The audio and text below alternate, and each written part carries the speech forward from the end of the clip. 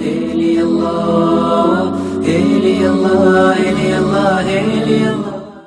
welcome to today's program. We have the students from Wipahs Tanzania. They went there some times ago, and they will be able to tell us more about the course and everything. We have a brother here. He'll just tell us his name. Okay, thank you for giving me this opportunity. My name is Shafi Kamanza. I'm from Samburu, and I was among the students who went to the Ramadan workshop in Kibaha, and there's a lot we got from there. So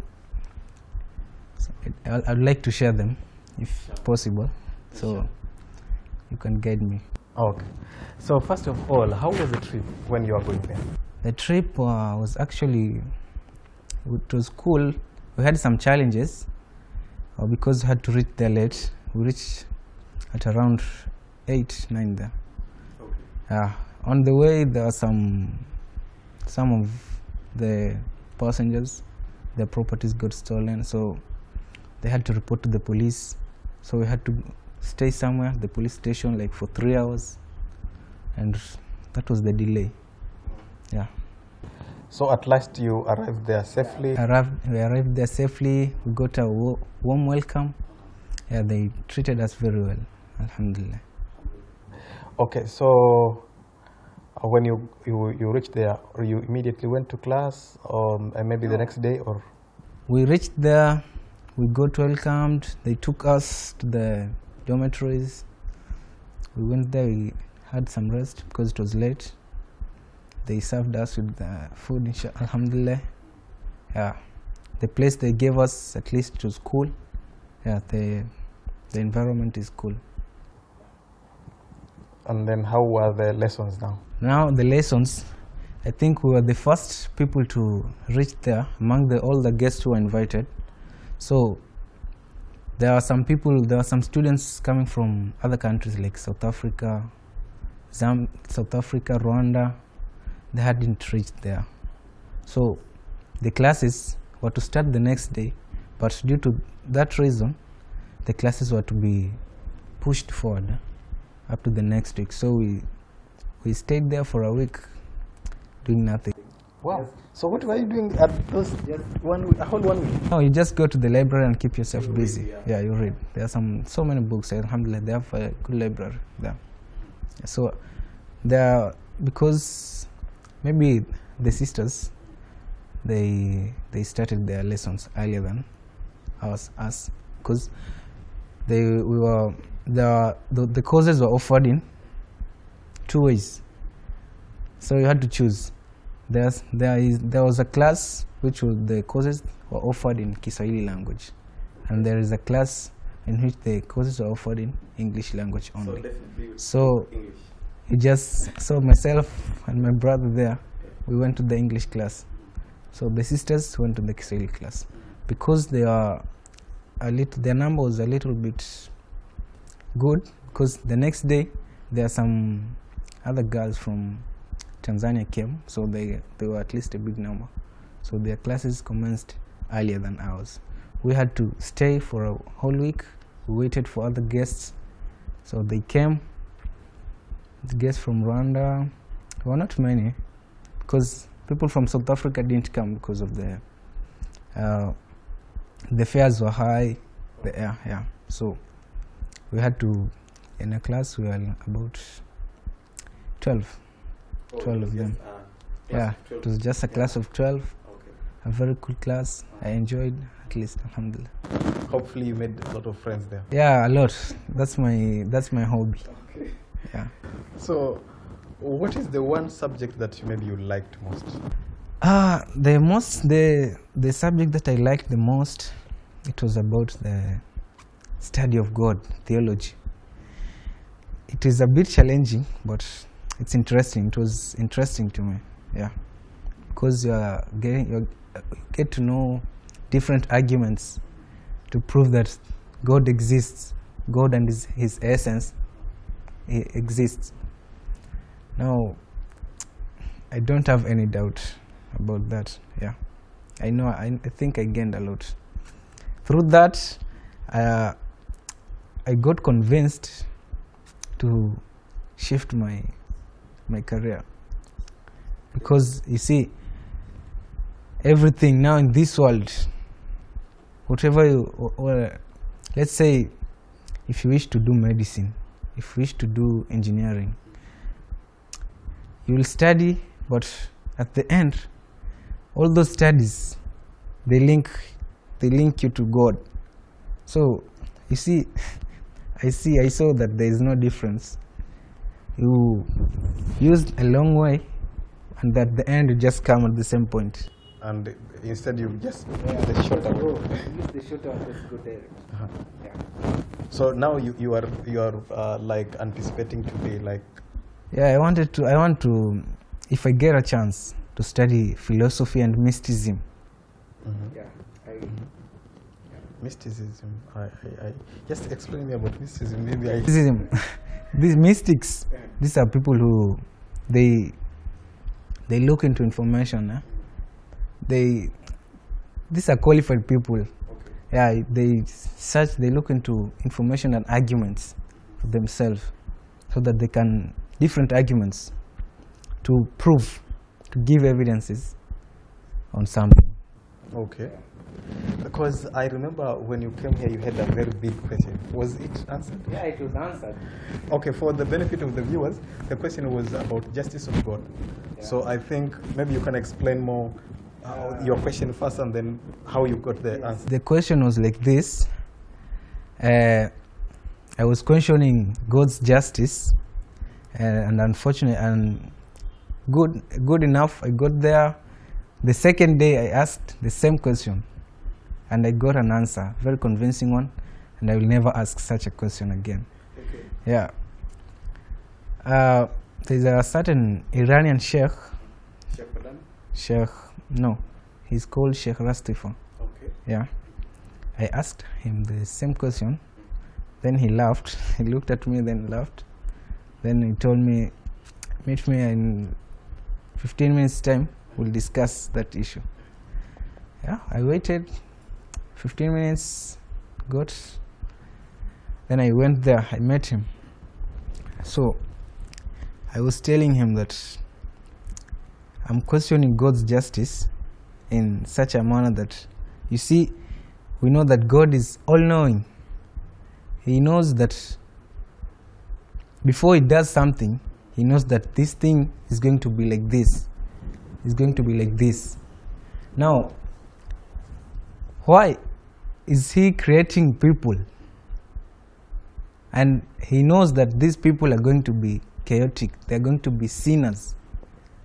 And himself is saying that when you sin, at the end you're going to burn the fire of hell. Now, he's the one who has created this human being. And he knows, before he creates the person, he knows that this person is going to be like this.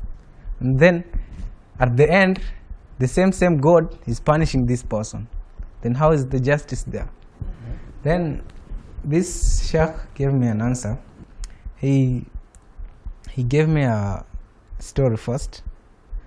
Then he asked me, what do you understand about the story? I told him I didn't understand anything. He told me, during the time of the Holy Prophet, someone asked the Holy Prophet the same questions. Okay. The same question. He asked the Holy Prophet, tell me something about God's justice. Yeah. Then the Holy Prophet, he took the person. He told him, come with me. Then he went with the person, went in a place. No one was there. It was in a place there was like a borehole somewhere. There is water, and then there's a space. There's a space that you can hide. No one can see you there, but you can see from anyone who comes in there. Now he went there. The Holy Prophet told that person, sit there. You just watch whatever is happening here, and don't ask until the end. Now they went there, they sat. While they were there, an old man came, yeah, with his luggage. He came, he was just passing by, but because there is some water there and he was thirsty, he decided to come and drink some water there. Then, because he had his luggage, he kept his luggage somewhere so that he can go and drink water. Then he come and pick his luggage.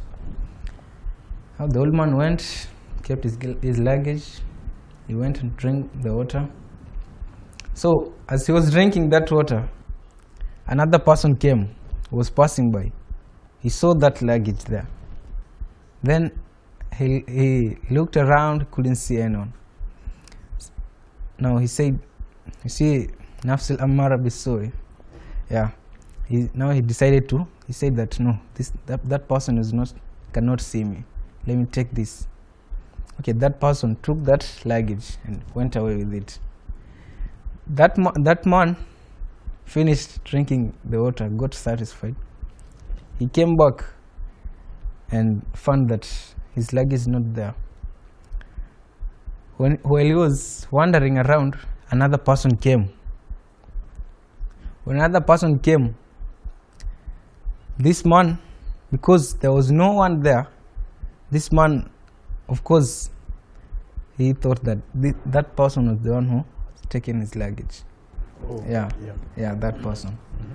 Now, they quarreled there. That old man told this person, "You've taken my property, please give back my property." And that man, he was not an old man. Yeah. That person told that old man that, no, I've just arrived right now. I've not taken your luggage. Yeah. So please just trust me and leave me. But now that old man got angry. Then he started beating that another person until that person died. You see, when that person died, now this old man went away. Now the Holy Prophet asked that person, "Have you seen whatever has happened?" The person said, "Yes." The Holy Prophet asked him, "What do you understand by what have you seen? What do you understand by that event?" Then that person told the Prophet, "No, I don't know anything. I don't understand. You please make me understand." Now the Holy Prophet told him, "You see that old man with his luggage. There was a time back he stole that young man. He stole some property belonging to that young man's parent. He stole. Now that young man who was come and taken his property, it was like compensation. Yeah, he was doing that is justice, because that old woman stole his father's properties. Now he came and took that old man property. Now don't you see that there is justice there?" That man said, "Yes, it is." Let's say the luggage, the old man stole a luggage from that young man's parents, kind of. Yeah. So it's like it was compensation. Yeah, it was compensation. So there is justice there. That is justice. Yeah. Yeah. No. And then he told that young man asked that Sahaba asked the Holy Prophet, "What about the killing? You see, the old man has killed that young man as well." Now the Holy Prophet told him that old man, he has killed that young man because that young man, his father killed this old man's father in the years back. Now this old man is like compensating. He has killed that young man to compensate. Yeah. Now although that man is not doing that with the intention of revenging, but yeah, it just came out, yeah, and it was like just like that. Now the Holy Prophet told that Sahaba, you see, is there justice? That Sahaba said yes, there's justice. So now, conclusion, he said, God knows about what can happen. He knows, he has the knowledge. He has the knowledge. God knows that this is going to happen, this person is going to be like this and this. Certain time there'll be certain things happening, but he only has the knowledge, but he is not the cause of anything that happens. Yeah, because he says God is creating every human being is creating them in justice in the same way. When someone is born, is still young, he doesn't have any sin, he doesn't know anything. Now, that is this verse in Surah Al-Dahr. It says, Inna hadainahu sabila imma shakira wa imma kafura. Now God says, I have created human beings with two options. So it's either you be grateful, be grateful, ungrateful. be ungrateful. Yeah. Now it's the person, you yourself, you choose for yourself. So you're destined, of course, God doesn't want bad things to happen to us. He always wants us the best from us. So his intention is not pushing us to sinning. He's not pushing us there. He can't push us there, because at the end there is hellfire, and that hellfire, God is having mercy on us. He doesn't want us to burn there. That's why he sent prophets, he sent the holy books, caliphs, to guide people on earth, so that they will not sin and believe in God, worship him, and thereafter they go to paradise and not the hell. But now here, because God has brought all this guidance, when a person doesn't understand this guidance, all this guidance, the source of material, this knowledge which is there, and decide to sin, you see, now it's yourself. Yeah. God there is Shaitan who is pushing people to sins. But you see, now it's your choice. You choose yourself, either to go the right way or the wrong way. So in short, God has the knowledge, but he is not the cause of anything that will happen. He only has the knowledge that these things will happen. These things will happen to certain people, these things happen to certain people, but he cannot be the cause of that thing. Oh, so if I've understood you right, is that when we are created, we are innocent. Yeah, created very innocent, very clean. Then what we chose to do is our own, we make our own choices. Yeah, we make our own choices. Yeah. God doesn't interfere. Yeah. He has given you the akil, he has given you the prophets, the books, everything. You choose for yourself. Yeah, you want to go to hell, go to hell. You want to go to paradise, you go to paradise. That's very nice. Okay, so maybe what else was interesting? Maybe there were some things that were interesting. We in our class, we had like 6 subjects. Yeah, we studied about, one was study of God, that is theology. The other one was study about individual ethics. The other one is about family. Yeah, family as a unit. The other one was on self-purification. Yeah, self-purification. There we got to know what is self-purification, how can what we can do, the stages and the processes a person can do to purify his soul.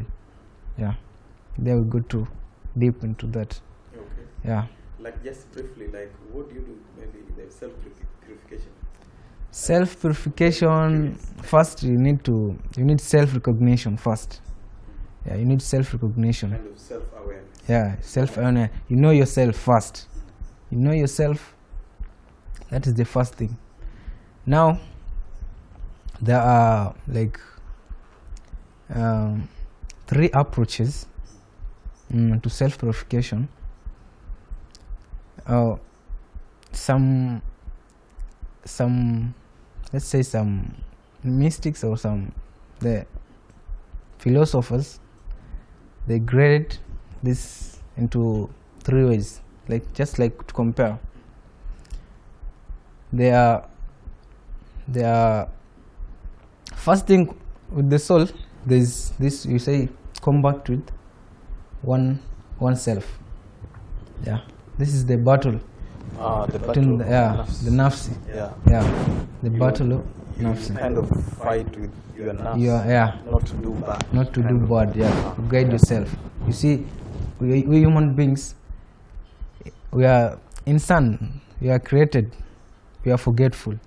Now the soul needs to be guided, because we are told, you see, the soul is easily, let's say, kind of misled. Yeah, it can be easily misled. Yeah, it's very can be tempted easily. Now, you see, and the battle of nafs is considered to be the greatest battle. You see, the bigger jihad. You see, during the time of the Holy Prophet, some Sahabas went to the battlefield. They fought. They became victorious. Now they came back to the Holy Prophet. They came back. They were very happy. They told the Holy Prophet, "We have won the battle." Now the Holy Prophet told them, "Okay, marvelous, you have won, but that is just a minor jihad. Now there is this great jihad, that is the jihad nafs." Yeah, that it is hard. You see, you can ask yourself, someone can ask himself, how is it becoming hard? How is it considered hard? You see, it is considered hard because fighting with it's natural, fighting with an enemy who is not, let's say, in your house. When someone enters your house, your enemy stays there, he knows every corner of your house. Now when it comes to fighting that person, it may be a bit difficult because he knows every corner of your house, he knows where we do this. But someone who is outside your house, it's easy to fight him.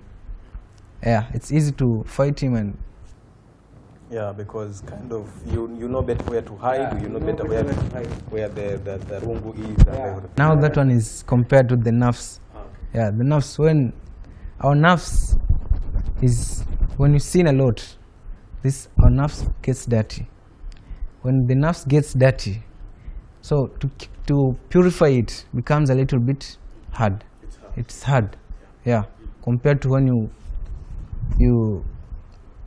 when you prevent yourself from sinning, you take the best precautions, you do good things, worship God, avoid sinning, such things.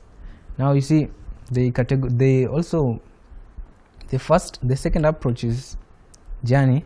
They consider life of a human being as journey, that we came from God and we are like wayfarers and we are going to God. That's why there is inna lillahi wa inna ilayhi raji'un.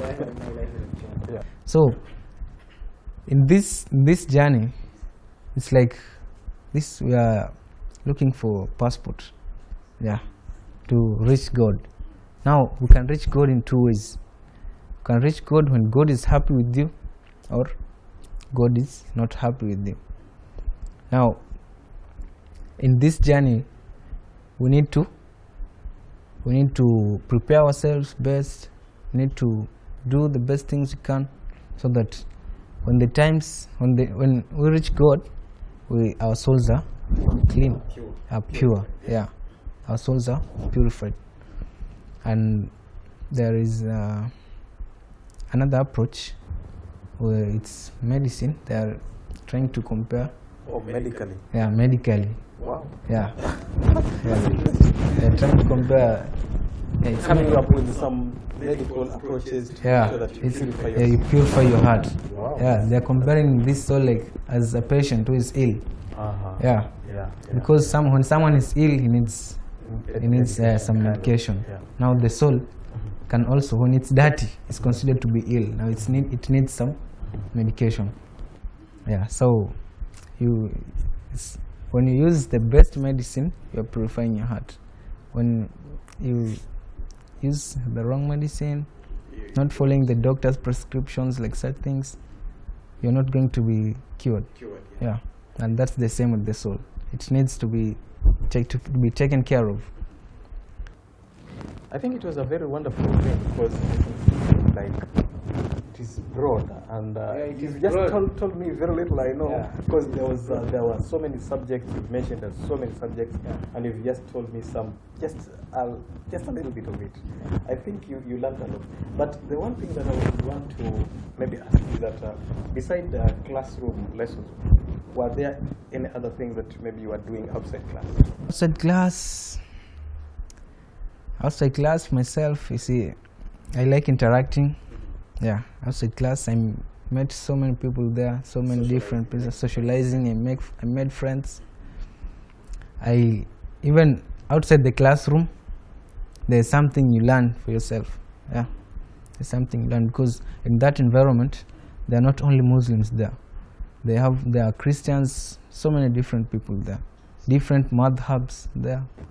Or in the course or outside? Outside. Oh. Yeah, not in the course, outside. Let's say in the environment. There are so many different people. We are living with Christians there, people from different religions, pagans there, but it was hard for me to realize this because yeah, the way they behave, it's like that everyone is a Muslim because this is the period of Ramadan, but even the Christians and the pagans are fasting. Wow. Yeah. That's not happening in Kenya. That's not happening. Okay. So, because sometimes we understand as a young person, just going there a whole 1 month. In fact, I was like wondering how would you survive a whole 1 month, maybe in a camp and just maybe in a class or something. So how did you find it? Because I think young people are used to be like, I understand. Like for my case, it was not hard because I'm used to living in such environments. Because in my high school, I was in a boarding school all throughout. So I know how to live with people in such a condition. I know how to survive. I know how to guide myself there. Yeah. So for myself, I think it's not a big deal. Yeah. Being in such a place, I know how to cope with various environments. But maybe did you find like other young people who are like kind of not very the environment, maybe it was not very conducive for them? They like my colleagues. I didn't feel sick, but my colleagues, because of the environment, most of them got sick. Yeah, they got sick, kind of homesick. Everyone was complaining, oh, I miss home, but I didn't miss home. I was missing my parents. Okay. Yeah, but I was not missing home. Okay. Yeah, but I miss my parents. Okay. Yeah. So in case such an opportunity avails itself again, would you want to go there? Yeah, of course. Yeah, I would like to go there because you see, even the course I went through, the English course, it was not a complete course because they divided it in 3 parts. There is the first part, second part, and the third part. Now, when you finish all those, it becomes a complete course.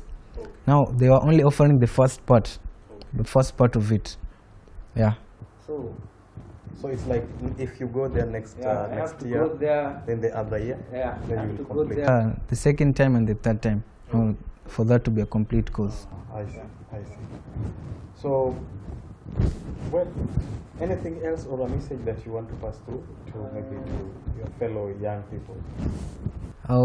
First of all, I'd like to thank the organizers of such a wonderful workshop, because it was of so much benefit for me, both socially and spiritually. Yeah, I've learned a lot. I've learned a lot. I've met different people, met friends from different places. I've met different sheikhs. Yeah, it was interesting because we had, even for now, I had a lot of questions. I asked so many questions and I got answers. There is no single question which I didn't get an answer from there, because we had a question and answer session every day. Okay, so yeah, it was a part of the class of the program. Okay. You have to attend, yeah, before Maghrib prayers, like 1 hour question and answer. So different sheikhs from different places, they participate. You just post your question and you get an answer right there. Wow, that's wonderful. Yeah. So maybe the last thing, I'm just curious. How is it fasting outside your country? Like there, it was just cool. It was good. The weather is cool. It's not hot. Okay. Like here in Mombasa, yeah. It's very hot. There, the weather is not hot. So even if you'll have that hardship, it will be a very, very small hardship. Yeah. Okay. Yeah. Thank you very much. It has been wonderful talking to my brother here. I think next time, if he will be able to go there again, it will be nice, and he will learn more. And maybe if other chances avail, inshallah, God will guide him to the right places. Inshallah. Thank you. هيلي الله هيلي الله هيلي الله هيلي الله هيلي